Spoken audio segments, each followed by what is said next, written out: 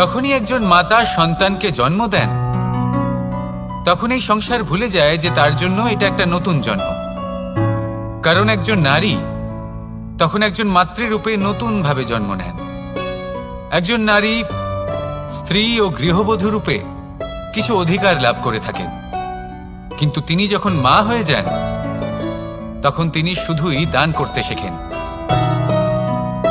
নিজের সন্তানের জন্য কত কিছুই না করেন, তাকে বাৎসল্যের সাগরে ভাসিয়ে নিয়ে যান।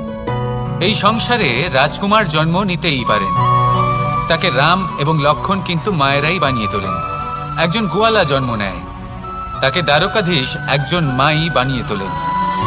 পিতা হলেন সেই পর্বত যার একটা অংশ হলো তার সন্তান, কিন্তু মা হলেন সেই শিল্পী যিনি একটা পাথরকে খোদাই করে এমন এক মূর্তি গড়ে তোলেন যাকে সকলে পূজনীয় মনে করেন।